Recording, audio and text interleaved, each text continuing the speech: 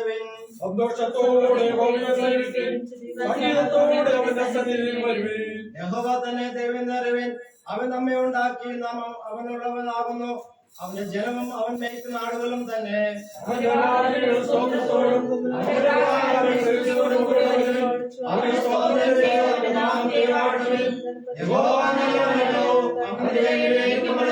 അവന്റെ വിശ്വസ്തത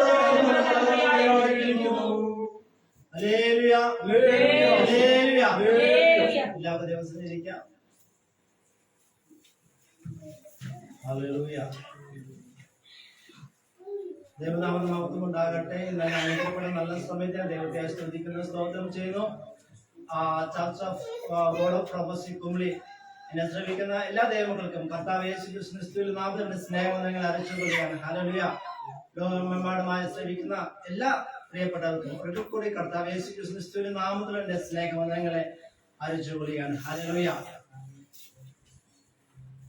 വായിച്ച സങ്കീർത്തനം 100-ാം സങ്കീർത്തനമാണ്. ഹല്ലേലൂയ. ആ സങ്കീർത്തന അതിന്റെ ഹെഡിങ് എന്ന് പറയുന്നു, ഒരു സ്തോത്ര സങ്കീർത്തനം. ഹല്ലേലൂയ. ഒരു ഭക്തന്റെ ജീവിതത്തിൽ എപ്പോഴും ഉണ്ടായിരിക്കേണ്ടത് സ്തോത്രം. ഹല്ലേലൂയ. എന്റെ ചെറുപ്പ കാലഘട്ടത്തൊക്കെ ഞാൻ നോക്കുമ്പോൾ അവിടെയൊക്കെ എന്തുണ്ടായിരുന്നു? സ്തോത്ര പ്രാർത്ഥനകൾ ഉണ്ടായിരുന്നു. ഹല്ലേലൂയ. എന്നാൽ ഇന്ന് പലയിടങ്ങളും പല സഭകളിലും കാണാതെ ഒന്നാണ് സ്തോത്ര പ്രാർത്ഥന. ഹല്ലേലൂയ. ഇവിടെ സങ്കീർത്തനം പറഞ്ഞിരിക്കുന്നത് താൻ ദൈവത്തിൽ നിന്ന് അനുഭവിച്ച ആ സന്തോഷവും സമാധാനവും ദൈവത്തെ മഹത്വപ്പെടുത്തുന്ന ഒരു സങ്കീർത്തനമാണ് ഇവിടെ നമുക്ക് കാണാൻ കഴിയുന്നത്. ഹല്ലേലൂയ. അതിന്റെ 1-ാമത്തെ വചനം ഇങ്ങനെ പറയുന്നു, സകല ഭൂവാസികളുമായുള്ളവരെ യഹോവയ്ക്ക് ആർപ്പെടുവിൻ. ഹല്ലേലൂയ. സകല ഭൂവാസികളുമായുള്ളവരെ. ഹല്ലേലൂയ. സകല എന്ന് പറഞ്ഞാൽ കുറച്ചല്ല, ഈ ലോകത്തിലുള്ള എല്ലാവരും. ഹല്ലേലൂയ. ദൈവം സൃഷ്ടിച്ച സകല ചരാചരങ്ങളും നമ്മുടെ മനുഷ്യർ ഉൾപ്പെടെ ഈ ദൈവത്തെ എന്ത് ചെയ്യണം? സ്തുതിക്കണം. ഹല്ലേലൂയ. ഹല്ലേലൂയ. ഹല്ലേലൂയ. അവിടെ വചനം വന്ന് സകല ഭൂവാസികളുമായുള്ളവരെ യഹോവയ്ക്ക് ആർപ്പെടുവേ. നിങ്ങൾ ആരും ആർപ്പെടുന്നില്ല. ഹല്ലേലൂയ. ഹല്ലേലൂയ. നിങ്ങൾ ആർപ്പെട്ടില്ലെങ്കിൽ ഇവിടെ ഇരിക്കുന്ന കസരകളും ഈ സിമനക്കട്ടകളിലേക്ക് ആർപ്പെടും. ഞാൻ പറഞ്ഞല്ല, കർത്താവ് യേശു ക്രിസ്തു സുവിശേഷത്തിൽ അവിടെ പറഞ്ഞിട്ടുണ്ട്. ഹല്ലേലൂയ. നമ്മുടെ മുമ്പിൽ എന്താണുള്ളത്? ദൈവത്തെ സ്തുതിയോട് സ്തോത്രത്തോടാണ് അർപ്പിക്കുന്നത്. ഹല്ലേലൂയ. പ്രത്യേകിച്ച് രക്ഷിക്കപ്പെട്ട് സ്നാനപ്പെട്ട് ഓരോ വ്യക്തിയുടെ ജീവിതത്തിലും എന്തുണ്ടായിരിക്കുന്നു? സ്തോത്രം ഉണ്ടായിരിക്കണം. ഹല്ലേലൂയ. അത് അവിടെ ഉത്തരവാദിത്വമാണ്, അവിടെ കടമയാണ്. ഹല്ലേലൂയ. ഈ ദൈവത്തെ അല്ലാതെ ഒരു ദൈവം നമ്മൾ ആരാധിക്കാൻ പാടില്ല. Price the Lord. അതെ, സകല ഭൂവാസികളുമായുള്ളവരെ യഹോവയ്ക്ക് ആർപ്പെടുവിൻ. ഹല്ലേലൂയ. യെശയ്യാ പ്രവാചകന്റെ പുസ്തകം 42-ാമത്തെ അതിന്റെ 10-ാമത്തെ വാക്യം ഇങ്ങനെ പറയുന്നു, സമുദ്രത്തിൽ സഞ്ചരിക്കുന്നവരും അതിലുള്ള സകലവും ദ്വീപുകളും അവയിലെ നിവാസികളും ആയുള്ളവരെ യഹോവയ്ക്ക് ഒരു പുതിയ പാട്ടും ഭൂമിയുടെ അറ്റത്ത് നിന്ന് അവനെ സ്തുതി പാടുവിൻ. ഹല്ലേലൂയ. ഇതിന്റെ ആകത്തുക എന്ന് പറയുവാണെങ്കിൽ സകല ഭൂവാസികളും ആയുള്ളവരെ യഹോവയെ സ്തോത്രം ചെയ്യണം. ഹല്ലേലൂയ.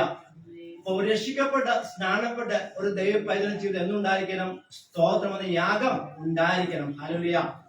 ഇവിടെ അടുത്ത കാണാൻ 2-ാമത്തെ വചനം ഇങ്ങനെ വായിക്കുന്നു, സന്തോഷത്തോടെ യഹോവയെ സേവിപ്പിൻ, സംഗീതത്തോടെ അവന്റെ സന്നിധിയിൽ വരുവിൻ. ഹല്ലേലൂയ. സന്തോഷത്തോടെ യഹോവയെ സേവിപ്പിൻ. ഹല്ലേലൂയ. നമ്മൾ എപ്പോഴും സന്തോഷമുള്ളവരായിരിക്കണം. ഹല്ലേലൂയ. നമ്മുടെ ദൈവം നമ്മൾ എപ്പോഴും ദുഃഖിച്ചിരിക്കുന്ന ദൈവം ആഗ്രഹിക്കുന്ന ദൈവം അല്ല. ഹല്ലേലൂയ. നമ്മൾ എപ്പോഴും സന്തോഷത്തോടെ സ്തുതിയോടെ സ്തോത്രം ആയിരിക്കും ദൈവത്തിന് ഇഷ്ടം. ഹല്ലേലൂയ. അപ്പോസ്തലൻ പൗലോസ് ഫിലിപ്പിയ ലേഖനം ഇങ്ങനെ പറഞ്ഞിട്ടുണ്ടോ? 4:4 ഇങ്ങനെ പറയുന്നു, കർത്താവിൽ എപ്പോഴും സന്തോഷിപ്പിൻ, സന്തോഷിപ്പിൻ, ഞാൻ പിന്നെയും പറയുന്നു. ഹല്ലേലൂയ.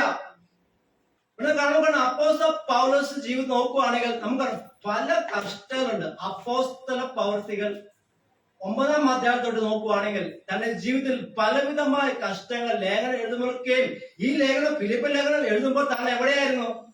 കാരാഗ്രഹത്തിലായിരുന്നു. ഹല്ലേലൂയ. എന്നാൽ അവിടെ നിന്ന് പറയാണ്, കർത്താവിൽ എപ്പോഴും സന്തോഷിപ്പിൻ, സന്തോഷിപ്പിൻ. ഹല്ലേലൂയ. അപ്പൊ നമ്മുടെ ജീവിതത്തിൽ ഏത് സാഹചര്യത്തിലായാലും നമ്മൾ സന്തോഷമുള്ളവരായിരിക്കണം. ഹല്ലേലൂയ. നമുക്കറിയാം അപ്പോസ്തല പൗലോസ് ജീവിതത്തിൽ എന്തുണ്ടായി? പലവിധമായ പ്രതിസന്ധികൾ കടന്നുപോയി. ഹല്ലേലൂയ. സോ ജനത്തിലുള്ള കഷ്ടപ്പാടുകൾ, കടലിലുള്ള ആപത്തുകൾ, അങ്ങനെ പലവിധമായ പ്രതിസന്ധികൾ കടന്നുപോയി. അപ്പോസ്തലൻ പൗലോസ് ഇവിടെ പറയാണ്, സന്തോഷിപ്പിൻ, സന്തോഷിപ്പിൻ. ഹല്ലേലൂയ. നമ്മുടെ എന്നും ഉണ്ടായിരിക്കണം സന്തോഷമുള്ളവരായിരിക്കണം. ഹല്ലേലൂയ. Price the Lord. സങ്കീർത്തനം 71-ാം അധ്യായം അതിന്റെ 23-ാം വാക്യം ഇങ്ങനെ വായിക്കുന്നു. 71-ന്റെ-23 ഇങ്ങനെ വായിക്കുന്നു. ഞാൻ നിനക്ക് സ്തുതി പാടുമ്പോൾ എന്റെ അധരങ്ങളും നീ വീണ്ടെടുത്ത എന്റെ പ്രാണനും ഘോഷിച്ചാനന്ദിക്കുന്നു. Praise the lord. ഹല്ലേലൂയ. ഞാൻ നിനക്ക് സ്തുതി പാടുമ്പോൾ എന്റെ അധരങ്ങളും നീ വീണ്ടെടുത്ത എന്റെ പ്രാണനും ഘോഷിച്ച് ആനന്ദിക്കും. ഹല്ലേലൂയ. അപ്പൊ നമ്മുടെ സ്തുതിയും സ്തോത്രവും യാഗം ദൈവത്തെ അർപ്പിക്കും. എന്തുണ്ടാവും? നമ്മുടെ പ്രാണന് ഒരു സന്തോഷം ഉണ്ടാകും. ഹല്ലേലൂയ. എബ്രായ ലേഖനം 4:10 ഇങ്ങനെ പറയുന്നു, ദൈവത്തിന്റെ വചനം ജീവനും ചൈതന്യമുള്ളതാണ്. ഹല്ലേലൂയ. അത് പ്രാണനെയും ആത്മാവിനെയും സന്ധിമഞ്ചകളൊക്കെ വേർതിരിക്കുന്നതാണ്. ഹല്ലേലൂയ. അത് കാരണം നമ്മുടെ ദൈവത്തിന് മുമ്പ് എന്ത് ചെയ്യണം? സ്തുതി എന്ന യാഗം അർപ്പിക്കണം. ഹല്ലേലൂയ. അത് നമ്മുടെ ഓരോരുത്തരുടെയും ഉത്തരവാദിത്വമാണ്, റെസ്പോൺസിബിലിറ്റിയാണ്. ഹല്ലേലൂയ. അത് സീപ്പാട് വായിക്കാമോ? ഞാൻ എന്റെ സന്തോഷത്തോടെ യഹോവയെ സേവിപ്പിൻ, സംഗീതത്തോടെ അവരുടെ സന്നിധിയിൽ വരുവിൻ. ഹല്ലേലൂയ. സങ്കീർത്തനങ്ങൾ 107-ാം അധ്യായം അതിന്റെ 21-ാം വചനം ഇങ്ങനെ പറയുന്നു, അവർ യഹോവയെ അവന്റെ നാമം ചൊല്ലിയും മനുഷ്യപുത്രന്മാരിൽ ചെയ്ത അത്ഭുതങ്ങളെ ചൊല്ലിയും സ്തുതിക്കും. ഹല്ലേലൂയ. അപ്പൊ നമ്മുടെ ജീവിതത്തിൽ സന്തോഷം ഉണ്ടായിക്കോട്ടെ, ദുഃഖം ഉണ്ടായിക്കോട്ടെ, പ്രയാസം ഉണ്ടായിക്കോട്ടെ, അതിന്റെ നടുവിൽ നാം എന്ത് ചെയ്യണം? ദൈവത്തെ സ്തോത്രം എന്ന സ്തോത്ര യാഗം ദൈവത്തെ അർപ്പിക്കണം. ഹല്ലേലൂയ. മൂന്നാമത്തെ വാക്യം വായിക്കാമോ?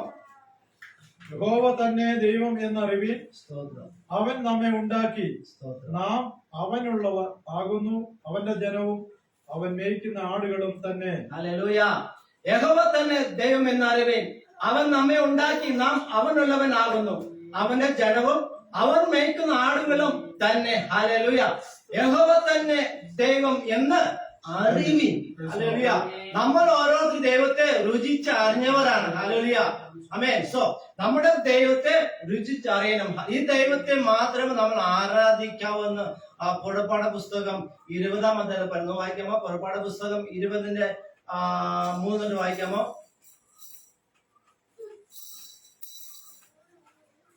പുറപ്പാട് പുസ്തകം. ഞാനല്ലാതെ അന്യ ദൈവങ്ങൾ നിനക്ക് ഉണ്ടാകരുത്, ഒരു വിഗ്രഹം ഉണ്ടാക്കരുത്. മീതെ സ്വർഗത്തിലെങ്കിലും താഴെ ഭൂമിയിലെങ്കിലും ഭൂമിക്ക് കീഴെ വെള്ളത്തിലെങ്കിലുമുള്ള യാതൊന്നിന്റെ പ്രതിമയും അരുത്. അവയെ നമസ്കരിക്കുകയോ സേവിക്കുകയോ ചെയ്യരുത്. നിന്റെ ദൈവമായ യഹോവയായ ഞാൻ തീഷ്ണതയുള്ള ദൈവമാകുന്നു. എന്നെ പകയ്ക്കുന്നവരിൽ പിതാക്കന്മാരുടെ അകൃത്യം മൂന്നാമത്തെയും നാലാമത്തെയും തലമുറ വരെ മക്കളുടെ മേൽ സന്ദർശിക്കുകയും എന്നെ സ്നേഹിച്ച് എന്റെ കൽപ്പനകളെ പ്രമാണിക്കുന്നവർക്ക് 1000 തലമുറ വരെ ദയ കാണിക്കുകയും ചെയ്യുന്നു. യഹോവ തന്നെ ദൈവം എന്ന് അറിവിൻ. ഹല്ലേലൂയ. മോശയ്ക്ക് ദൈവം 10 കൽപ്പന കൊടുത്തപ്പോൾ അതിൽ ഒന്നാമത്തെ ഒന്നാണ് ഹല്ലേലൂയ ഞാൻ വായിച്ചത്. പുറപ്പാട് പുസ്തകം 20-ാം അധ്യായത്തിന്റെ 3-ാം വാക്യം ഇങ്ങനെ വായിക്കുന്നു, ഞാൻ അല്ലാതെ അന്യ ദൈവം നിനക്ക് ഉണ്ടാകരുത്. ഹല്ലേലൂയ. അത് എങ്ങനെ ഉള്ളതായിരിക്കണം? ഒരു വിഗ്രഹം ഉണ്ടാക്കരുത്. മീതെ സ്വർഗത്തിൽ എങ്കിലും താഴെ ഭൂമിയിലെങ്കിലും ഭൂമിക്ക് കീഴെ വെള്ളത്തിലെങ്കിലും ഉള്ള യാതൊന്നിന്റെ പ്രതിമയും അരുത്. ഹല്ലേലൂയ. ഇതിനൊന്നും നമ്മൾ ആരാധിക്കാൻ പാടില്ല എന്ന ദൈവ വചനം നമ്മൾ പഠിപ്പിക്കുന്നു. ഹല്ലേലൂയ. നമ്മൾ ആരാധിക്കുന്ന യോഗ്യനായ ദൈവത്തിന് ഹല്ലേലൂയ ഇന്നും ജീവിക മരിച്ച് അടക്കപ്പെട്ട് 3-ാം നാൾ ഉയർത്തി എഴുന്നേറ്റ് ഇന്നും ദൈവത്തിന്റെ വലത്ത് ഭാഗത്തിൽ നമുക്ക് വേണ്ടി പക്ഷപാതം ചെയ്തുകൊണ്ടിരിക്കുന്ന ദൈവത്തെയാണ് നമ്മൾ ആരാധിക്കുന്നത്. ഹല്ലേലൂയ. നമ്മൾ ദൈവത്തെ ആരാധിക്കുന്നുണ്ടെങ്കിൽ തന്നെ നമ്മൾ പ്രാർത്ഥിക്കുന്നു, സ്തോത്രം ചെയ്യുന്നു, എല്ലാം ചെയ്യുന്നു. ഈ ദൈവം മരിച്ചിട്ട് ഉയർത്ത് എഴുന്നിട്ടില്ലായിരുന്നെങ്കിൽ നമ്മൾ ഈ ഒച്ച വെച്ചോ പാടുന്നോ പ്രാർത്ഥിക്കുന്നോ അപ്പോസ്തലൻ പറയുന്നു വ്യർത്ഥമത്രേ.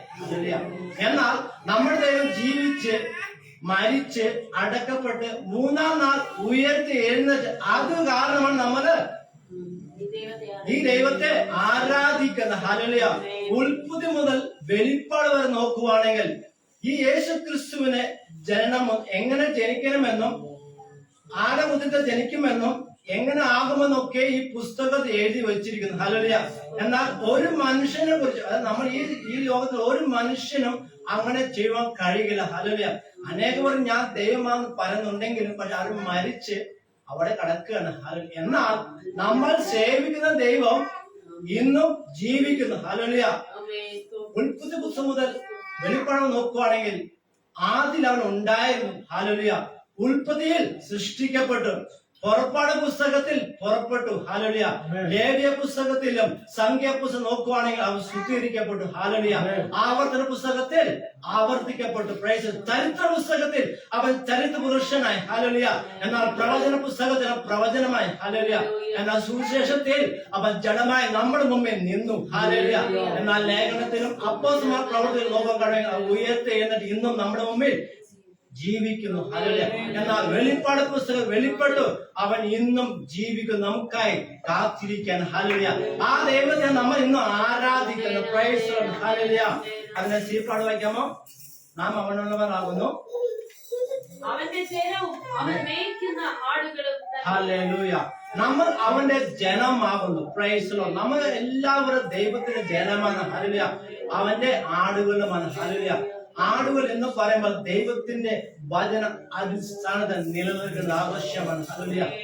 നമ്മൾ ഓരോരുത്തരും മറ്റുള്ള പോലെ അല്ല. ഹല്ലേലൂയ. അവരെ പഠിക്കാൻ കഴിയില്ല. ഹല്ലേലൂയ. ദൈവത്തിന്റെ വചന അടിസ്ഥാനത്തിൽ നമ്മൾ നിലകൊള്ളുന്നത് ആവശ്യമാണ്. ഹല്ലേലൂയ. 4-ാമത്തെ വാക്യം വായിക്കാമോ? അവന്റെ വാതിലുകളിൽ സ്തോത്രത്തോടും അവന്റെ പ്രാകാരങ്ങളിൽ സ്തുതിയോടും കൂടെ വരുവിൻ. അവന് സ്തോത്രം ചെയ്ത് അവന്റെ നാമത്തെ വാഴ്ത്തുവിൻ. ആമേൻ. ഹല്ലേലൂയ.